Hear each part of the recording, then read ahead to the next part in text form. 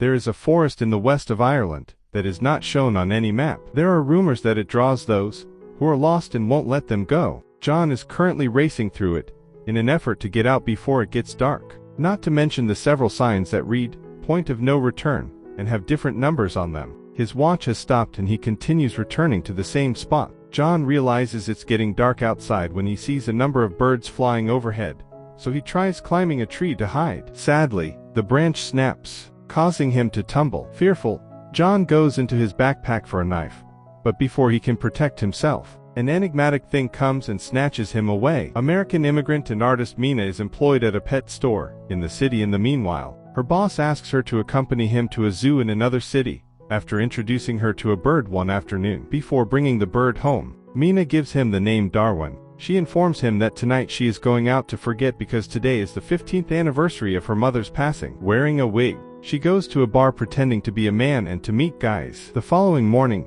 she begs Darwin not to pass judgment on her, stating that she enjoys dressing up because the real her is unlickable. She drives out of town to make a delivery, stopping only for gas as she travels through the countryside. Her twin sister calls when she's traveling, but Mina doesn't answer and instead hears the voicemail. Mina's sister chastises her for missing their mother's memorial, pointing out that 15 years had passed, and urging Mina to quit avoiding her relatives. Mina ignores the voicemail as well, and speeds off, ignoring the sign near the woodland that reads, "Dozens of missing people." A short while later, Mina is unaware of the location when she crosses the woodland. Just before the car breaks down and leaves Mina stranded, her phone and the car radio start to malfunction. When she exits the car, she notices a "point of no return" sign, which leads her to believe that someone may reside nearby. After going back to the car to get Darwin and her suitcase, Mina is missing and makes a distress call. After deciding to head back after nothing happening, Mina discovers that the car has vanished. She is now forced to continue exploring in search of a way out. As darkness sets,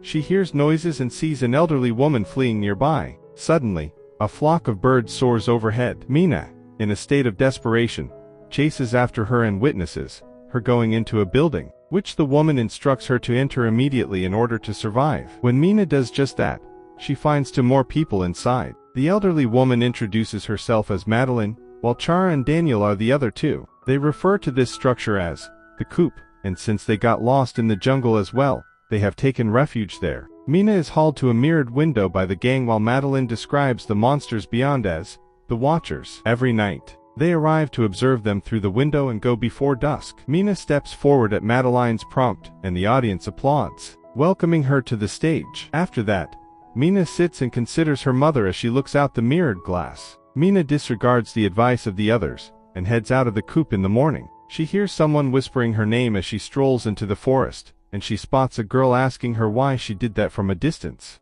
Mina, terrified, flees and reaches the top of a hill, where she discovers she is in the middle of a massive forest with no end in sight. Madeline tells Mina when she returns that although everyone tried to flee, no one was able to do so. A person may experience hallucinations and perhaps go insane in the forest. The signs serve as a border and are landmarks arranged in a circle around a half-day's worth of travel from the cooperative. Once you cross the line, you can never return. The professor is the person who created these placards. Mina is forced to accompany the others back to the coop. Daniel gives a speech in the evening announcing Mina's return to the show, and Chara plays some music so the watchers may dance. Mina tries to divert her attention with the reality show DVDs they've uncovered, noting the professor's name on the boxed reverse. When the party goes food hunting the following morning, Chara shows Mina how to identify therapeutic herbs. Chara reveals that Daniel had a headache a lot, and that John said he liked Chara. John, Chara's spouse, departed 6 days prior, and they have not had anything from him since. Chara also discusses Madeline's hypothesis, according to which witnessing a watcher could drive someone insane. She then takes Mina to a burrow, and explains that there are many of them around the forest. The Watchers spend their days living in this network of tunnels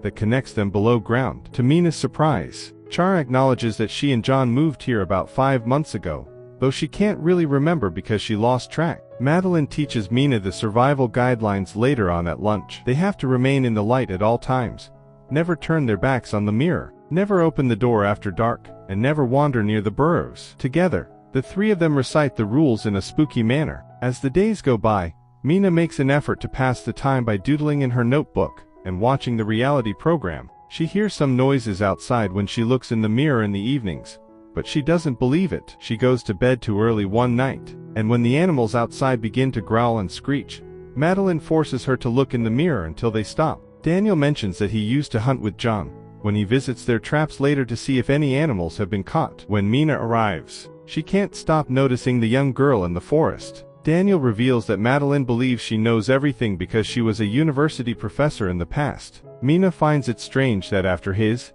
8 months here, he has never seen a watcher. Daniel and Mina acknowledge that they don't believe Madeline's account, and Mina suggests digging a burrow despite Daniel's terrified objections. Mina enters a tunnel with Daniel's help, and uses a rope to explore the area while holding a lighter. She discovers a ton of abandoned items, such as a video camera, a stuffed rabbit, and a newspaper dated 1992. Additionally, Mina sends Daniel a bicycle through the rope. Mina shouts out to Daniel at that very moment, after hearing an odd noise in the shadows, but he doesn't respond.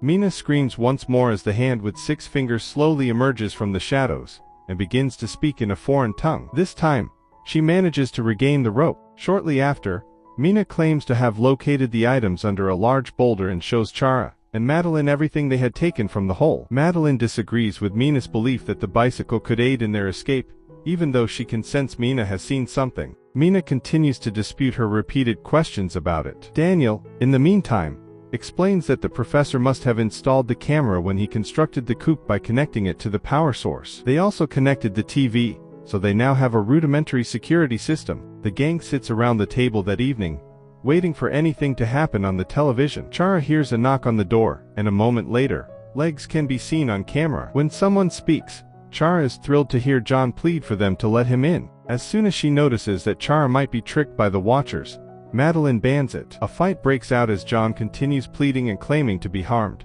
and Madeline makes Mina and Daniel acknowledge they had tampered with the burrow. Because Chara is still determined to save her husband, Madeline forces her to ask a question that only he could know. Unfortunately, even though they bought the book together because it reminded him of Madeline, John can't recall the title of the book she is currently reading. Chara asks John to put his face on camera, but he refuses. John then shows himself on the television and begs for assistance before being hauled off. The camera is then broken by something hitting it. As the enraged watcher outside strikes the mirror repeatedly until it fractures, the gang rushes to stand in front of it. In an attempt to quiet the watchers, Madeline throws the bicycle back into the hole the following morning. Mina swears she will never longer disobey the rules. The bicycle is hauled into the dark inside the hole. After that, a flashback depicts how young Mina drove with her mother and sister, indicating that the young girl in the forest resembles the twins at that time. When Mina disobeyed the rules again, her mother became irate and forced the window to close, trapping Mina's fingers in the process. Her mother was distracted by her scream,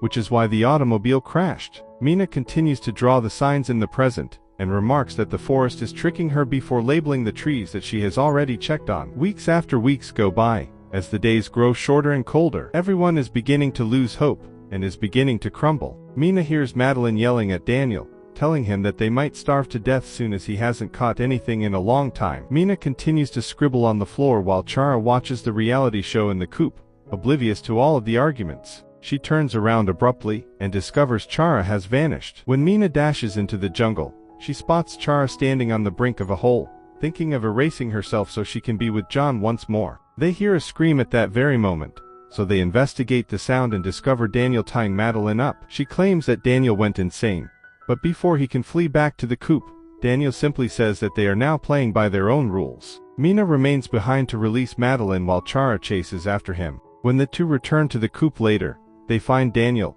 and Chara have closed the door. With no other option, the birds must flee and hide inside one of the traps, which may conceal their scent due to its rotting stench.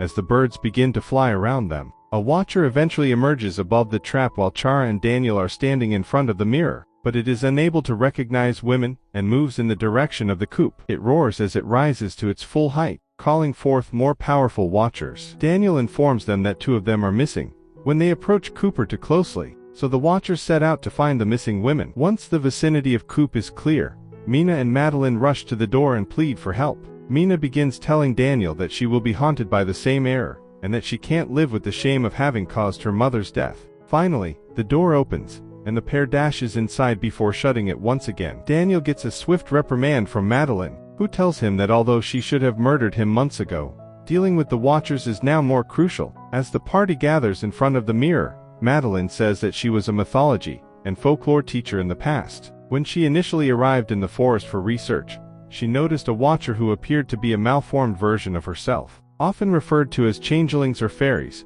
the Watchers appear in a number of classic tales. They wish to observe people in order to learn from them, and eventually turn into them. Abruptly, a Watcher mimics Chura's voice as they knock on the door, pleading for assistance. More Watchers soon begin to clamber over the coop, pretending to be humans in an attempt to entice them away. The gang hears an odd noise, and discovers a square on the floor beneath the carpet after pushing a table in front of the door. Daniel strikes the square till it opens and they find a bunker as the Watchers outside grow more and more hostile. As soon as Darwin and the others descend the stairs, the hatch is closed and the Watchers eventually flip out and enter the coop. They discover the location of the professor's former workplace. When they turn on the lights, they will have food, books, and files within for a very long time. A very ancient computer that isn't connected to the internet is also present. But Mina discovers a collection of video journal entries that date back to 2009. Professor Rory talks about how the creatures that stare at him through the window interest him. Every video demonstrates how Rory is gradually becoming insane,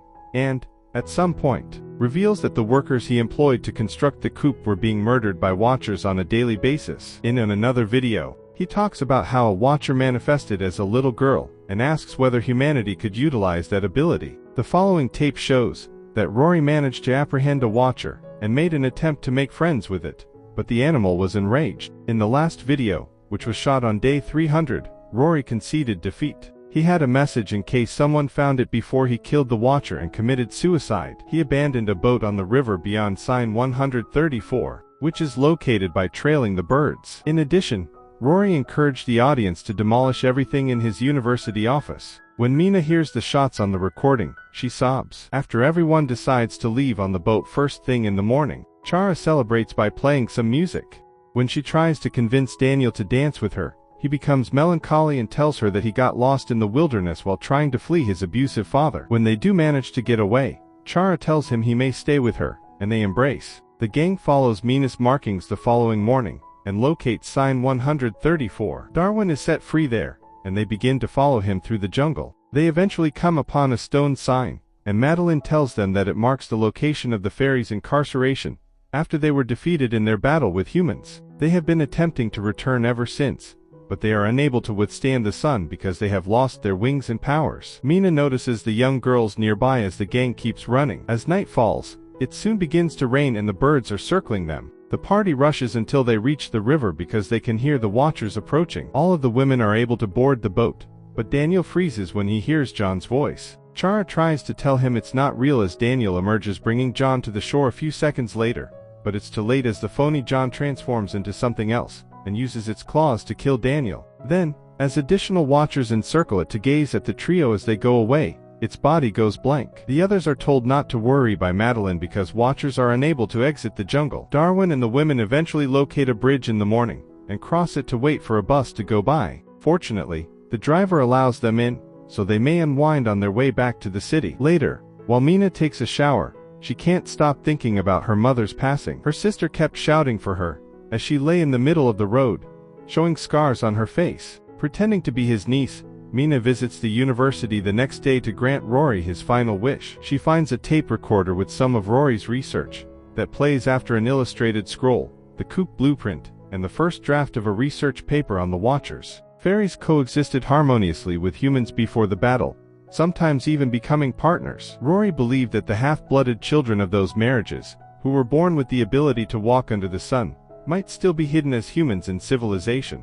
As Mina looks at a massive work of art, she comes upon some shocking pictures. When Mina visits Chara later that night, she reveals to her that Madeline was Rory's wife, by displaying the photos she discovered. However, lung cancer claimed her life in 2001. According to Mina's theory, Rory attempted to use the Watcher he had captured to get his wife back, and after that, Watcher changed into the Madeline they had encountered. The actual Chara then shows up in a car that pulls up to the house, proving that Madeline Watcher has been posing as Chara for Mina all along. When the actual Chara walks inside the house, the Watcher climbs up on the ceiling and transforms into John. He uses his voice to knock Chara out while distracting her. As Mina tries to flee, Watcher follows, hurling her around, and taking on Daniel's body while griping about humanity. As Mina falls, a mirror cracks, and she clutches a shard for protection, but the Watcher just drags her about, thanking her for assisting it in escaping the jungle. The Watcher then exits the woodland while assuming Madeline's appearance, and explains that it has always wanted to go because other Watchers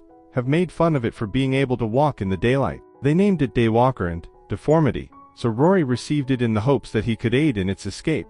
Nevertheless, the Watcher killed Rory before he could shoot it. The Watcher changes between Mina and Rory in a matter of seconds, snatching the real one by the neck in order to murder her and take her corpse. When Mina admits that Rory had a secret, the Watcher lets her talk, and she discovers that there are more half-bloods than you may think lurking among people. The Watcher discovers that, because of its mixed blood, it was able to experience human emotions when it was living as Madeline. Suddenly, its body changes to display wings. Before it takes off, it tells Mina that it hopes she is correct that there are more of its type. It then takes off to land on the roof. Mina then follows up to see how Chara is doing, gratefully. After a while, Mina makes a reconciliation visit to her sister and her children. She also talks about her encounter in the forest, saying that sometimes she has the impression that the Madeline Watcher is lurking among the throng, observing her. Although it can take many forms, the one that Rory most frequently saw was the small girl. Darwin is observing the streets from the window, while the Watcher is gazing back at him.